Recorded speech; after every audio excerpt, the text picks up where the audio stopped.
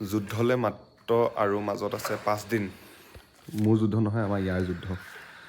কেনেকুৱা আপোনাৰ ফিলিংছটো কওকচোন, কেনেকুৱা লাগি আছে? ফিলিংছটো বহুতেই গৰম চাগে। ই অকণমান খঙাল পিছে। ইমান প্ৰকাণ্ড মহ চাওক। আমাৰ মহটোক বহুতে দেখাব বুলি কৈ থাকে মোক, কিন্তু মহটো ইমান দেখুওৱা নহয়। ইয়াৰ ওচৰলৈ অহা যিহেতু নহয়। এতিয়া দুডাল নাকি লগাই থৈ দিছে, ইয়াত ঘাঁহ খুৱাই আছে ইয়াক এনেকৈ। সেয়া ৰাম ৰাম। ঐ নাপায়, মই ঘৰৰ মানুহ আৰু নহয়।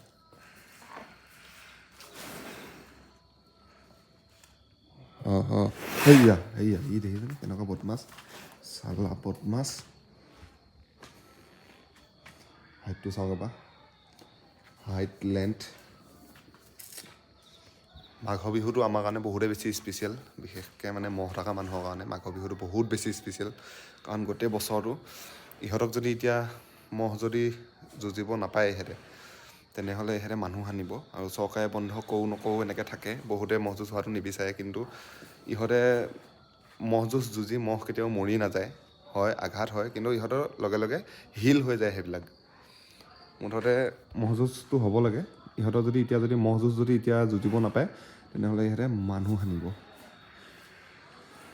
মহ যুঁজ ইহঁতে যুঁজিব লাগিবই। আৰু যিহেতু আমাৰ অসমীয়া পৰম্পৰা, আপোনালোকৰ মতামতটো জনাব। বহুতে হোৱাটো বিচাৰে আৰু বহুতে নোহোৱাটো বিচাৰে পিছে। মতামত জনাব কেনেকুৱা পায়।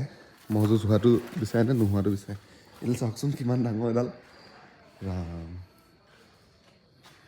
আৰু মোৰ হাইটটো সৰুতে চাওক, মোৰ হাইটটো এইটো। মই আছোঁ 6'2". ইয়াৰ হাইট আছে কমচে কম 5'4" মান আছে চাগে।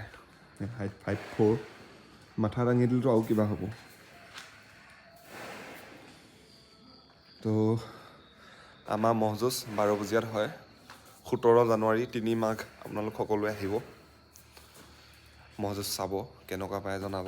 বহুত বেছি ধুনীয়া লাগে আমাৰ মহ যুঁজবিলাক। বিশেষকৈ মধ্য অসমত নগাঁও আৰু মৰিগাঁও মহ যুঁজৰ কাৰণে বিখ্যাত। আপোনালোকে আহিব দেই। তাৰ ওচৰত এতিয়া মানে মই বেছিকৈ হুলস্থুল কৰি কথা ক'ব পৰা নাই, কাৰণতো তাৰ খংটো অলপ বেছি, হয় নে নহয়?